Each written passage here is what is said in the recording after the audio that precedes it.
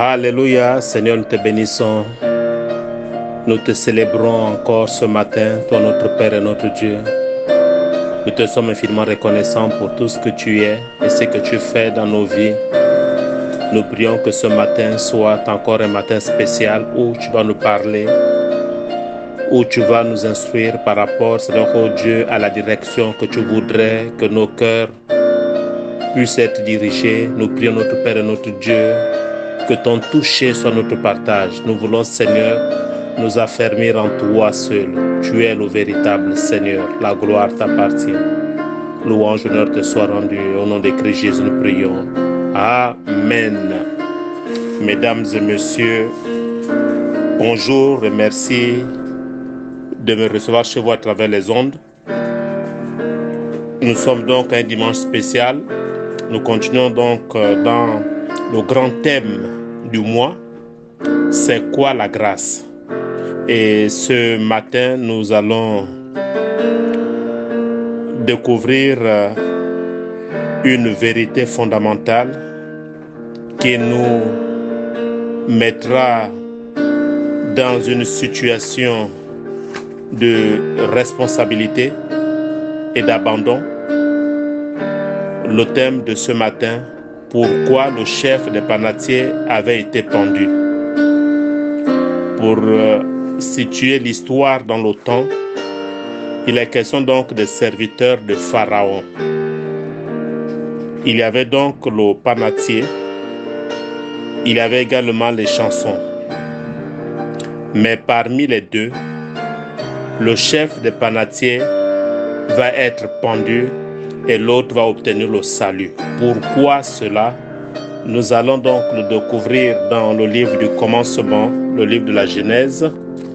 Nous allons ouvrir nos Bibles dans le livre de la Genèse. Nous sommes donc dans Genèse 40. Genèse 40, à partir du verset 1. Nous allons prendre du verset 1 au verset 23. Genèse 40, à partir du verset 1 jusqu'au verset 23, j'ai fait la lecture. Après ces choses, il arriva que les chansons et le panatier du roi d'Égypte offensèrent leur maître, le roi d'Égypte. Verset 2, Pharaon fut irrité contre ces deux officiers, le chef des chansons et le chef des panatiers. Et il les fit mettre dans la maison du chef des gardes, dans la prison, dans le lieu où Joseph était enfermé. Le chef des gardes les plaça sous la surveillance de Joseph, qui faisait le service auprès d'eux. Et ils passèrent un certain temps en prison. Pendant une même nuit, les chansons et le panatier du roi d'Égypte, qui étaient enfermés dans la prison, eurent tous les deux un songe, chacun le sien, pouvant recevoir une explication distincte. Joseph, étant venu le matin vers eux, les regarda et voici, ils étaient tristes. Alors il questionna les officiers de Pharaon qui étaient avec lui dans la prison de son maître, et il leur dit, « Pourquoi avez-vous mauvais visage aujourd'hui ?» Ils lui répondirent, « Nous en avons eu un songe. Nous avons eu un songe. Il n'y a personne pour l'expliquer. » Joseph leur dit, « N'est-ce pas à Dieu qu'appartiennent les explications? Racontez-moi donc votre songe. » Le chef des chansons raconta son songe à Joseph et lui dit, « Dans mon songe, voici, il y avait un cep devant moi. Ce cep avait 3 sarments. Quand il eut poussé, sa fleur se développa et ses grappes donnèrent des raisins mûrs. » Verset 11. La coupe de Pharaon était dans ma main. J'ai pris les raisins, je les pressai dans la coupe de Pharaon et j'ai mis la coupe dans la main de Pharaon. Joseph lui dit, en voici l'explication. Les 3 sarments sont 3 jours. Encore 3 jours et Pharaon relèvera ta tête et te rétablira dans ta charge. Tu mettras la coupe dans la main de Pharaon comme tu en avais l'habitude lorsque tu étais son échanson. Mais souviens-toi de moi quand tu seras heureux et montre, je t'ai pris de la bonté à mon égard. Parle en ma faveur à Pharaon et fais-moi sortir de cette maison. Car j'ai été enlevé du pays des Hébreux et ici même je n'ai rien fait pour être mis en prison. Verset 16, le chef des panatiers, voyant que Joseph avait donné une explication favorable, dit, Voici, il y avait aussi dans mon songe 3 corbeilles de pain blanc sur ma tête. Dans la corbeille la plus élevée, il y avait pour Pharaon des mets de toute espèce cuits au four, et les oiseaux les mangeaient dans la corbeille au-dessus de ma tête. Joseph répondit et dit, en voici l'explication. Les 3 corbeilles sont 3 jours. Encore 3 jours et Pharaon enlèvera ta tête de dessus toi, te fera pendre à un bois et les oiseaux mangeront ta chair. Le 3e jour de la naissance de Pharaon, il fit un festin à tous ses serviteurs et il éleva la tête du chef des échansons et la tête du chef des panatiers au milieu de ses serviteurs. Il rétablit le chef des échansons dans sa charge des chansons pour qu'il mît la coupe dans la main de Pharaon. Mais il fit pendre le chef des panatiers selon l'explication que Joseph leur avait donnée. Verset 23, enfin, le chef des échansons ne pensa plus à Joseph, il l'oublia. Il ne pensa plus à Joseph, il l'oublia. Pourquoi le chef des panatiers avait été pendu? Mesdames et messieurs, un panatier, c'était un officier au service de bouche de la maison du roi, chargé du pain et du couvert.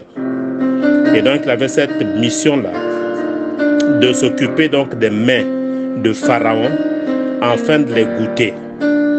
Et un échanson, c'est un officier chargé de servir à boire à un roi, un prince ou à tout autre personnage de haut rang. En raison de la crainte permanente d'intrigues et de complots, la charge revenait à une personne en qui le souverain plaçait une confiance totale. Voilà ce que veut dire les chansons ou le panatier. Et donc, ce sont des officiers qui étaient au service de Pharaon.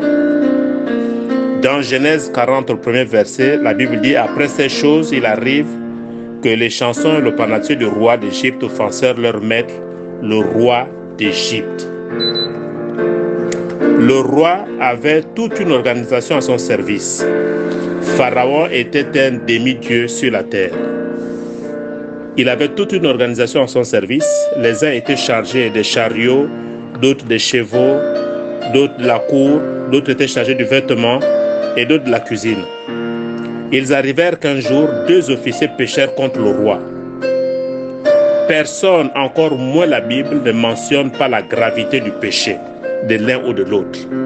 On nous a juste dit qu'ils ont offensé le roi et puis ces 2 officiers ont été mis en prison. Mais ici, la Bible ne nous relève pas la gravité du péché.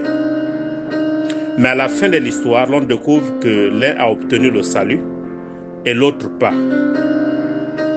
Cela voudrait dire que la faute du panatier était plus grande que celle de l'échanson?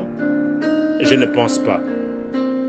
Comment se fait-il que l'un fut sauvé et l'autre pendu?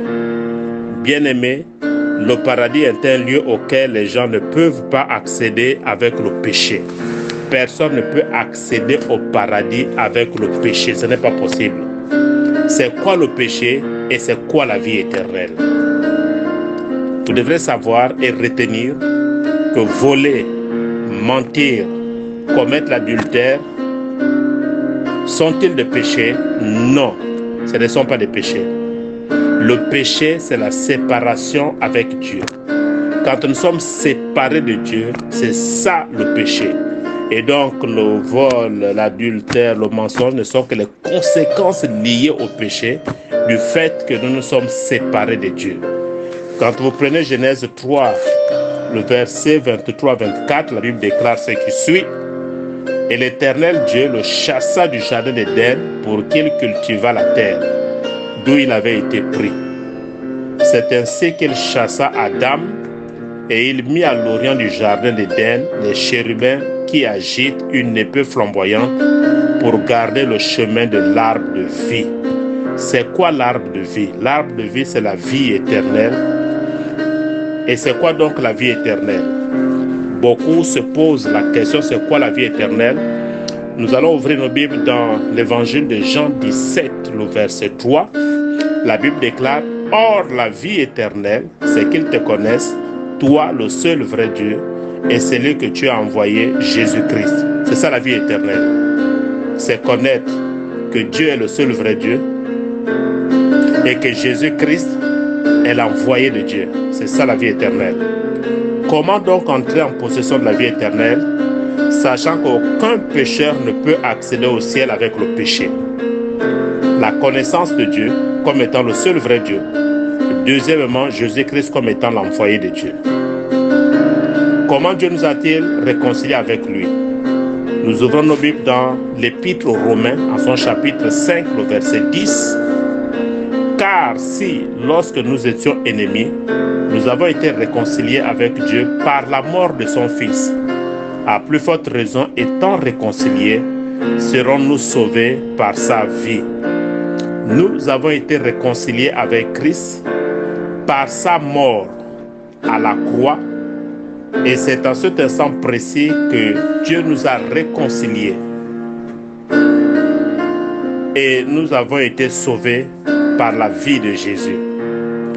Et quand nous ouvrons nos Bibles dans le livre aux Colossiens, l'épître aux Colossiens, Colossiens chapitre 1, Colossiens 1, à partir du verset 21, la Bible déclare: « Et vous qui étiez autrefois étrangers et ennemis par vos pensées et par vos mauvaises œuvres, il vous a maintenant réconciliés par sa mort dans le corps de sa chair. » Alléluia. Je reprends Colossiens 1, le verset 21. « Et vous qui étiez autrefois étrangers et ennemis par vos pensées et par vos mauvaises œuvres, il vous a maintenant réconciliés par sa mort dans le corps de sa chair. » Autrefois, nous étions des étrangers, nous étions ennemis par nos pensées et par nos mauvaises œuvres, mais Dieu nous a réconciliés par sa mort dans le corps de sa chair. Gloire soit rendue à Dieu. Et quand nous ouvrons aussi nos Bibles dans l'Épître aux Corinthiens, 2 Corinthiens 5, 2 Corinthiens 5, 2 Corinthiens 5, le verset 20, il déclare ceci, 2 Corinthiens 5, 20. Nous faisons donc les fonctions d'ambassadeurs pour Christ, comme si Dieu exhortait par nous. Nous vous en supplions au nom de Christ, soyez réconciliés avec Dieu. Alléluia. Et 2 Corinthiens 5, le verset 18, dit ceci: « Et tout cela vient de Dieu, qui nous a réconciliés avec lui par Christ, et qui nous a donné le ministère de la réconciliation. » Mesdames et messieurs, nous avons été réconciliés par la mort de Jésus-Christ de Nazareth, afin que nous soyons justifiés. En effet, bien que les hommes aient commis le péché également, certains seront sauvés et d'autres seront détruits. Ce n'est pas que les hommes vont en enfer parce qu'ils ont trop de péchés et d'autres au paradis parce qu'ils ont commis moins de péchés. Lorsque Jésus fut crucifié, il avait avec lui 2 voleurs qui avaient tous 2 péchés. L'un a été sauvé et l'autre a été maudit. Vous également, vous avez tous péché. Si vous avez commis des péchés, comment pouvez-vous savoir alors si vous êtes sauvé ou maudit? Devrions-nous aller devant Dieu pour le savoir? Non. Genèse 40 a été écrit par Dieu afin de nous montrer que si notre foi est semblable à celle du chef des échansons, nous serons sauvés. Dans le cas contraire, si notre foi est semblable à celle du chef des panatiers, nous serons maudits. La question que je m'en vais vous poser: quel type d'homme êtes-vous? Êtes-vous comme le chef des échansons ou comme le chef des panatiers? Il est important de comprendre que lorsque Dieu nous sauve, ce n'est pas à travers nos propres capacités, il nous sauve lui-même. Mesdames et messieurs, vous devez savoir que le salut ne s'obtient pas par les œuvres, ce n'est pas par notre capacité que Dieu nous sauve, il nous sauve lui-même. Pourquoi Dieu avait créé l'homme en dernier? C'était pour éviter que l'homme apporte son jugement suite à la création. Bien-aimés, nous ne savons rien de l'incommensurable sagesse de Dieu.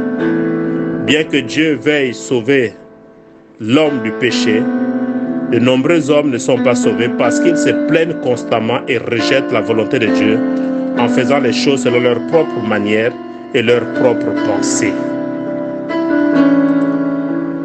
Alléluia. Mesdames et messieurs, nous devrons nous référer à la parole de Dieu pour espérer obtenir le salut et non par nos propres capacités ou par nos propres pensées. Savez-vous à quel moment la communion entre Dieu et l'homme se brisa? C'est lorsque l'homme n'était plus satisfait. Il chercha à devenir plus meilleur et il chercha à ouvrir ses yeux lui-même et devenir comme Dieu. Même aujourd'hui, malheureusement, nous ne pouvons être sauvés parce que nous voulons accomplir notre salut nous-mêmes en faisant quelque chose. Les personnes lors du ministère terrestre de Jésus qui ont bénéficié de la grâce et de la faveur divine étaient la classe des personnes qui avaient réalisé leur incapacité, comme la femme surprise en flagrant délit d'adultère, l'aveugle Bartimée, toutes ces personnes qui étaient dans l'incapacité, comme le brigand à la croix. Toutes ces personnes ont obtenu le salut parce qu'elles avaient reconnu leur incapacité. Mais malheureusement, les scribes et les pharisiens se sentaient capables par leur intelligence d'obtenir le salut. Bien-aimés, ce n'est pas que vous ne pouvez recevoir la rémission du péché parce que vous êtes incapable de faire quelque chose. La raison pour laquelle vous ne pouvez pas recevoir la rémission du péché est que vous faites cette chose vous-même. Parce que vous vous punissez être capable de faire du bien. Vous ne donnez pas l'opportunité à Dieu de travailler, vous cherchez plutôt à le faire vous-même. L'un des symptômes qui montre que vous n'avez encore la rémission du péché, c'est le fait d'être impatient lorsque le culte est long. Il y a des personnes pendant le service de culte, quand le culte semble être long, ces personnes s'ennuient et sont complètement découragées. C'est la preuve que le salut ne vous a pas encore atteint. Dès que le culte finit, tels des oiseaux libérés de leur cage, qui battent les ailes et s'envolent. Il y a des personnes, quand le culte est fini, qu'est-ce qu'elles font? Elles quittent les lieux du culte et vont honorer à des rendez-vous qui ne glorifient pas le Seigneur. C'est la preuve que le salut ne vous a pas encore atteint. Est-il bien de devenir un diacre, une diaconesse ou un ancien lorsque l'intérieur est rempli de péché? Non, c'est comme si l'on parfumait un cochon avec un parfum de grand prix. Ne cherchez pas à montrer de l'extérieur que vous êtes un bon chrétien si votre intérieur est sale. Ça ne sert à rien de paraître devant les hommes alors que notre intérieur est sale. Jésus a traité ces hommes en son temps de tombeaux blanchis. Un membre du conseil, un diacre, une diaconesse, un ancien, peut-il recevoir la rémission du péché? Non. Pourquoi? Il ne se considère plus comme étant un pécheur. Sauf les pécheurs reçoivent la rémission du péché. Êtes-vous un ancien ou un pécheur? Une personne qui pense ne pas avoir de péché ne peut être sauvée. J'ai appris que lorsqu'une personne se noie, tant que cette personne ne perd pas les forces, le maître nageur ne peut le sauver. S'il le fait alors qu'il est encore fort, les deux ont une probabilité plus grande de se noyer. Il n'est nulle part dans la Bible écrit que Jésus a effacé les péchés des anciens, des diacres ou des diaconesses. Même si tu es ancien de l'Église, tu dois accepter que tu es pécheur pour avoir tes péchés pardonnés. Cela est fréquent dans presque toutes les assemblées. Lorsque l'on dit « tous les pécheurs debout », vous remarquez, seuls les membres du conseil ou les membres du collège des responsables ne se lèvent pas. Ils ne se considèrent pas comme étant des pécheurs. D'autres l'ont dit, les pécheurs, levez les mains de leur place. Ils lèvent les mains et après vous dites avancez devant. Ils ne viennent pas. Tous. Pourquoi? Ils ne veulent pas montrer aux autres qu'ils sont pécheurs. Le maître nageur ne peut sauver que la personne qui se noie et qui est à bout de force. Pourquoi cette attitude? Parce que le diable a reprogrammé notre compréhension en nous faisant croire que les grands pécheurs sont le péché du sexe, le vol ou la sorcellerie. Même un pasteur, un évangéliste, un docteur, un apôtre, un prophète doit admettre qu'il est un pécheur pour obtenir la rémission de ses péchés. Mais malheureusement, beaucoup de leaders se considèrent comme étant des personnes qui ne pêchent plus. Et donc le pécheur, c'est le fidèle. Le pécheur, c'est certainement le nouveau converti. Mais lui, en tant que leader, en tant que pasteur, il n'est plus pécheur.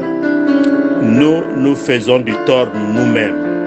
Aussi longtemps que nous n'allons pas reconnaître notre état, nous ne serons pas à mesure d'obtenir la rémission de nos péchés. Pourquoi le général Naaman avait-il honte de se jeter dans l'eau du Jourdain? Il avait honte de montrer son péché au public. Il est facile pour certaines personnes de recevoir la rémission du péché, tandis que d'autres, cela est difficile. Il est facile pour ceux qui vivent dans le désespoir, ceux qui n'ont rien à montrer, et pour ceux qui reconnaissent qu'ils sont destinés à périr. Mais ceux qui considèrent qu'ils ont une bonne vie spirituelle, qui pensent être intelligents, ceux qui ont un sens profond pour la fierté ou encore qui tiennent à garder leur réputation, doivent savoir qu'ils sont à des années-lumière de la rémission du péché. Mesdames et messieurs, il est important pour nous de reconnaître notre état afin que le salut soit manifeste dans notre vie. Mais si nous nous cachons derrière notre couverture d'évangélistes, de prophètes, de docteurs, de pasteurs ou d'apôtres, nous serons semblables à Naaman qui avait du mal à faire découvrir sa lèpre en public. Et la rémission du péché ne sera pas notre partage. C'est pourquoi il y a des évangélistes que j'appelle les évangélistes panneaux. Vous voyez le rôle que joue un panneau. Le panneau vous indique la direction. Qu'à 100 km, vous serez à Kango. Mais le panneau en question ne se rendra jamais à Kango. Il vous montre juste la direction et il reste là sans bouger. Malheureusement, beaucoup de personnes montrent aux autres le chemin à suivre, mais elles-mêmes ne font pas ce chemin. Intention de prendre le chemin populaire, c'est le fait d'être expert dans l'embellissement de l'extérieur. Ils accomplissent des œuvres volontaires pour l'Église. Mais lorsque l'on vous demande d'accepter que vous êtes pécheur et recevez la rémission du péché, vous refusez. Et pour d'autres, ils jugent mieux de le faire seul à seul avec le pasteur. Il y a des personnes qui font des offrandes à Dieu de tout leur cœur et leur âme, sans avoir eu leur péché effacé. Il y a beaucoup de personnes qui jeûnent et prient de longues nuits entières pour l'Église, mais il n'y en a pas beaucoup qui ont eu leur péché effacé. C'est ce qui fait de la peine et déçoit le cœur de Dieu. Nous allons ouvrir nos Bibles dans le livre d'Ésaïe. Le livre d'Ésaïe.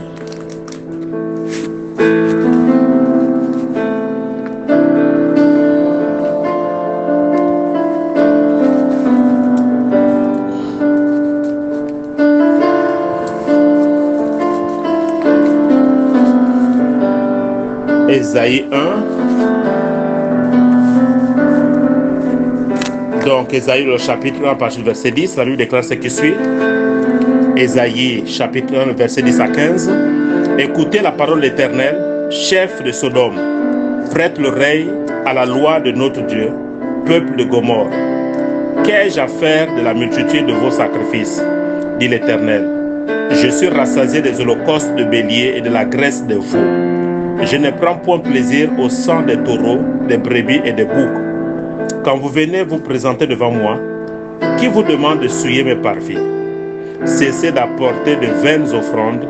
J'ai en horreur l'encens, les nouvelles lunes, les sabbats et les assemblées. Je ne puis voir le crime s'associer aux solennités. Mon âme est vos nouvelles lunes et vos fêtes. Elles me sont à charge. Je suis las de les supporter. Verset 15. Quand vous étendez vos mains, je détourne de vous mes yeux. Quand vous multipliez les prières, je n'écoute pas. Vos mains sont pleines de sang, déclare le prophète Ésaïe. Dieu n'exauce aucune offrande, ni prière, ou quoi que ce soit, à moins que les péchés de celui qui les fait soient effacés. Et quand nous prenons Ésaïe 59, les deux premiers versets. Ésaïe 59, les deux premiers versets, il déclare ce qui suit. Non, la main de l'Éternel n'est pas trop courte pour sauver, ni son oreille trop dure pour entendre. mais ce sont vos crimes qui mettent une séparation entre vous et votre Dieu. Ce sont vos péchés qui vous cachent sa face et l'empêchent de vous écouter. Alléluia. Dieu ne reçoit rien venant d'un pécheur.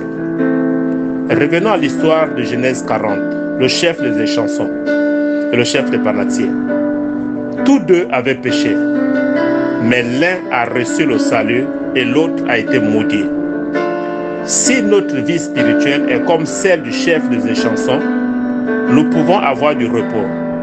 Mais si au contraire notre vie spirituelle est comme celle du chef des panatiers, nous devons nous en détourner et devenir comme le chef des échansons. Pourquoi l'un fut-il sauvé? À quel moment s'était-il repenti? La Bible ne parle rien de tout cela. Qu'a-t-il pratiqué pour être sauvé? Qu'est-ce qu'on nous enseigne au sujet du salut? Nous devons prier avec zèle, évangéliser et nous repentir en larmes. Il n'a rien fait de tout cela, mais il a été sauvé. Je ne suis pas en train de dire qu'il ne faut plus se repentir ou prier. Je ne dis pas qu'il ne faut plus faire du bien, mais le problème est loin de ces choses. Le salut ne s'accomplit pas à travers ces choses. La seule différence entre les deux, c'est qu'il y avait eu des rêves différents.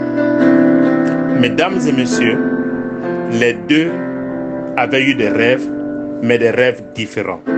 Quand vous prenez donc le rêve du chef des échansons, dans Genèse 40, nous allons repasser dans Genèse 40.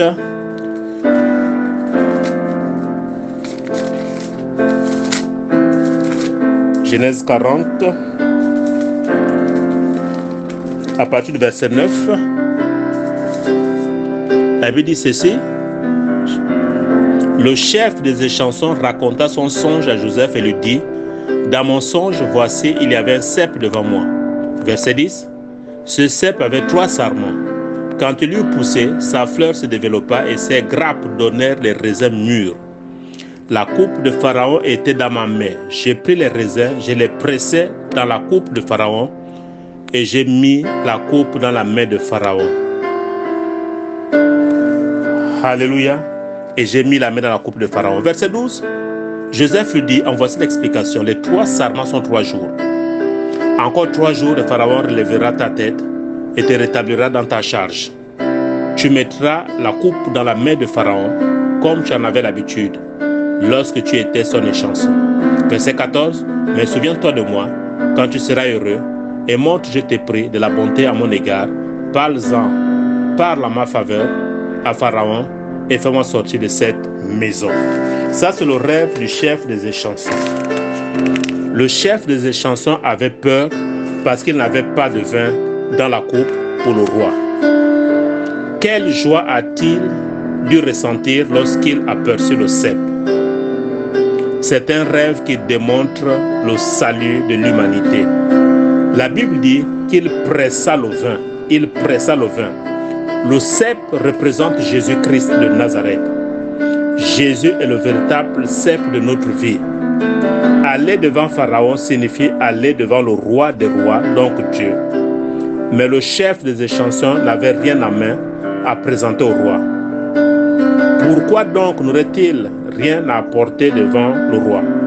Bien-aimé, cela signifie que nous n'avons rien à apporter devant Dieu. Rien, aucune de nos œuvres ne peut plaire à Dieu. C'est pourquoi le chef des échansons, dans son rêve, il était troublé, parce qu'il n'avait rien à apporter au roi. Il n'avait aucune œuvre avec lui. Il n'avait aucune explication avec lui. Mais dans ce rêve, la Bible déclare qu'il a vu un cep. Et le cep représente Jésus-Christ de Nazareth. Jésus est le véritable cep de notre vie.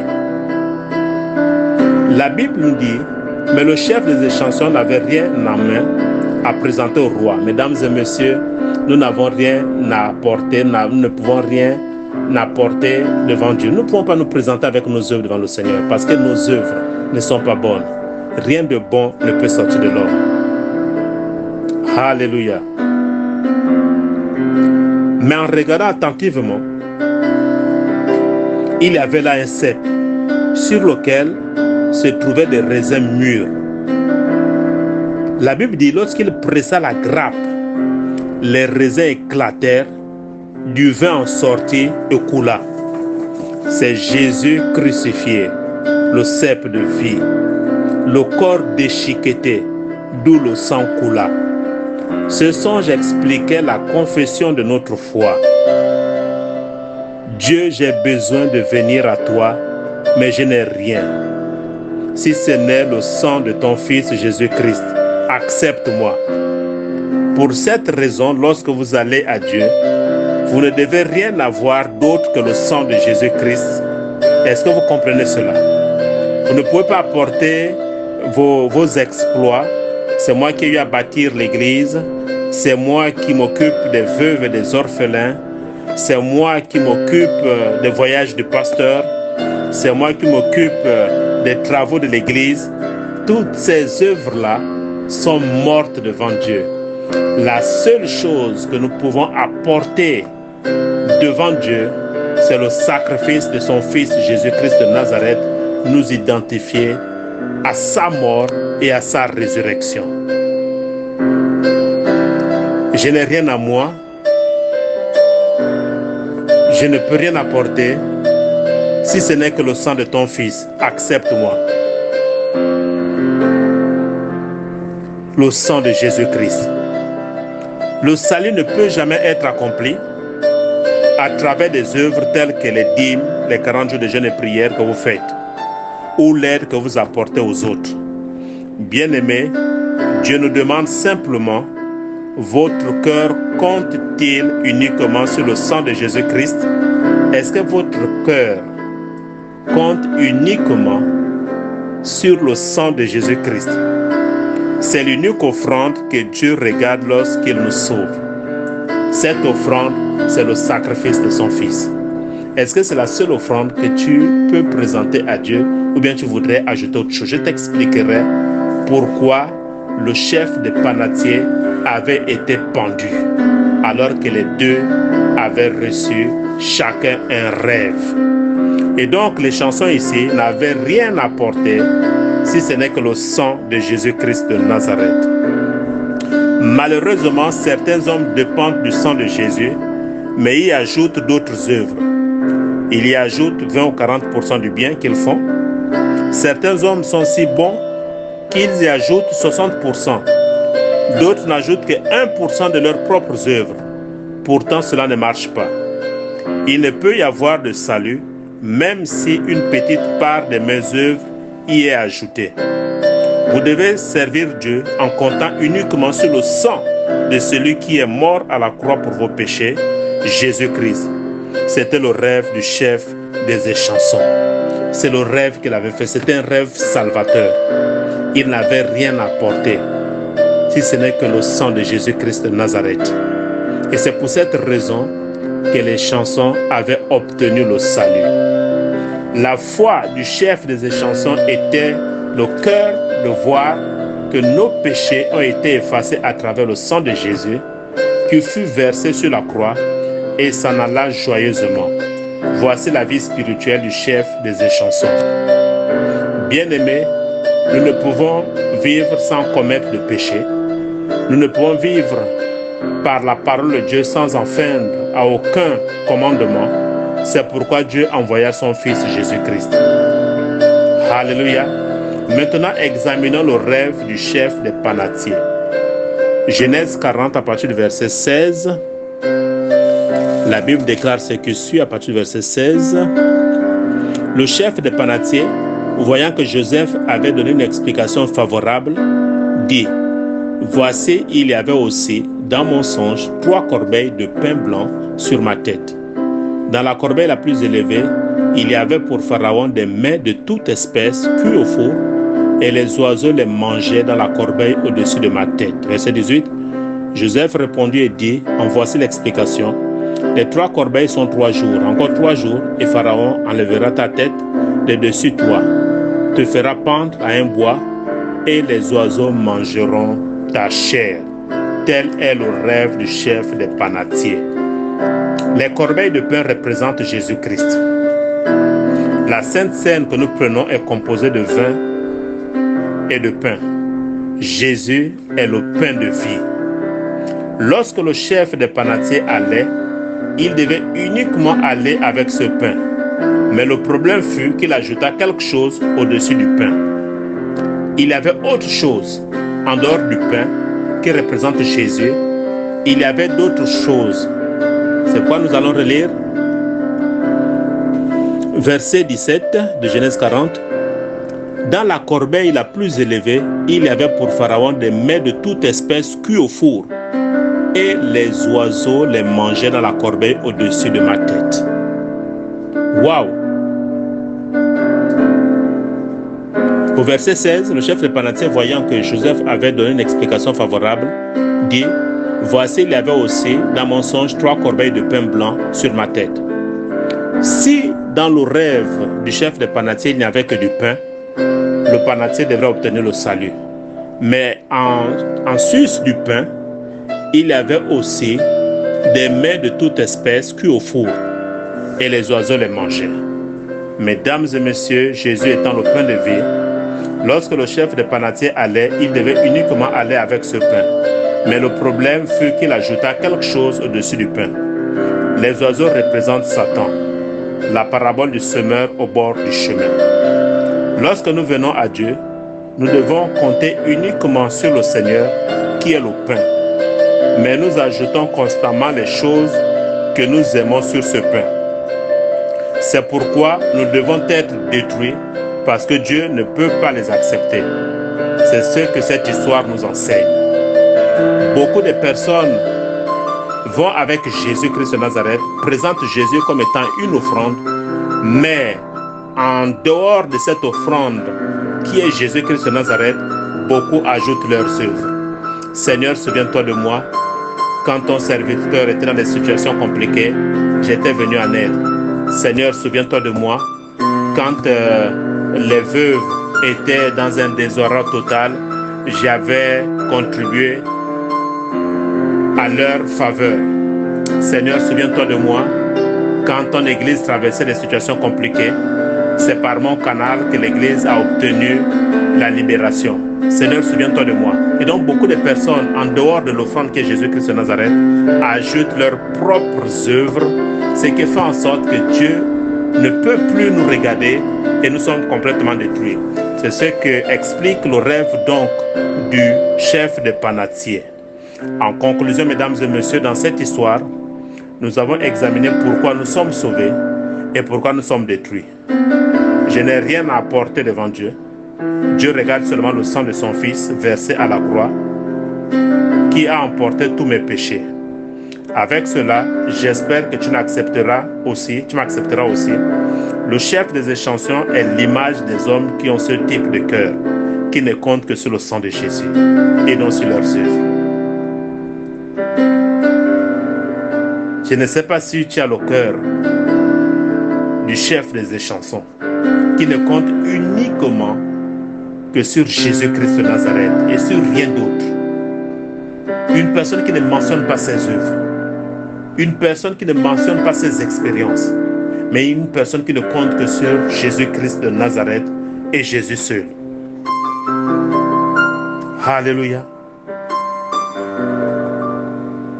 Je n'ai rien à porter devant Dieu, parce que je sais que Dieu ne regarde que le sang de son Fils qui a été versé à la croix.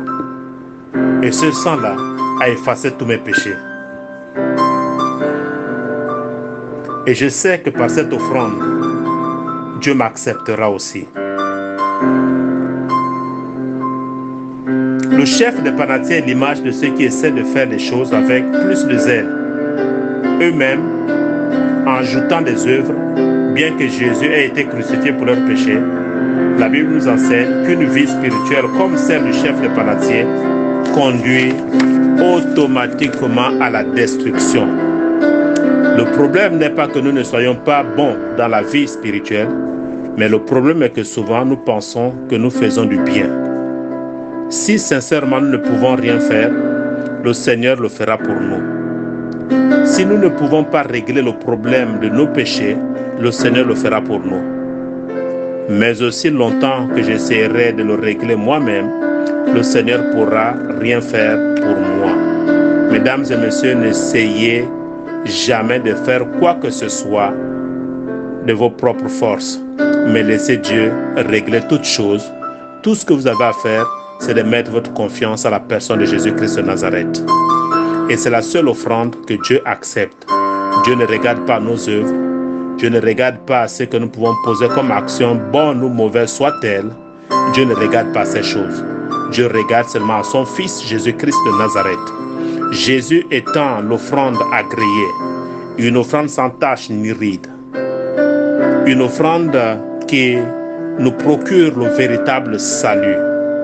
Nous devons, mesdames et messieurs, nous attacher à la personne de Jésus-Christ de Nazareth si nous voulons garantir notre salut. Loin de nous, nos œuvres, loin de nous, ce qui semble être la bonté devant les hommes, mais tournons-nous vers Jésus-Christ de Nazareth. Souvenons-nous du message de vendredi, chassons Ismaël.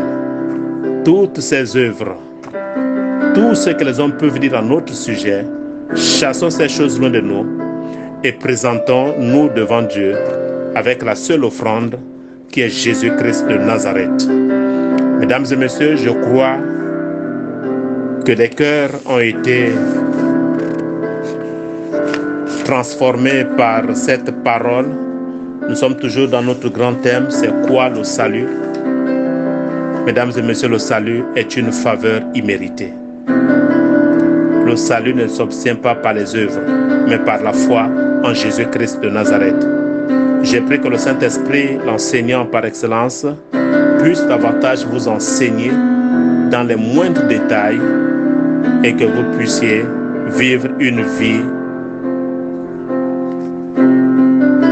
pleine de grâce et pleine d'assurance que quelles que soient les péripéties de la vie, quel que soit ce qui peut arriver, votre salut est assuré. Non pas à cause de nos efforts, mais à cause de Jésus-Christ de Nazareth, qui est l'offrande parfaite, l'offrande qui a été agréée. Mesdames et messieurs, telle était la pensée de ce dimanche matin. Je vous renvoie donc à une forte méditation et que le Saint-Esprit puisse davantage vous révéler les mystères cachés de sa parole.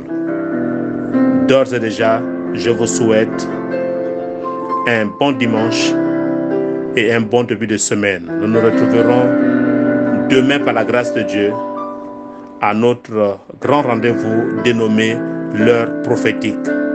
Pour l'heure, j'en ai terminé. Je vous dis au revoir et à très bientôt. Au revoir.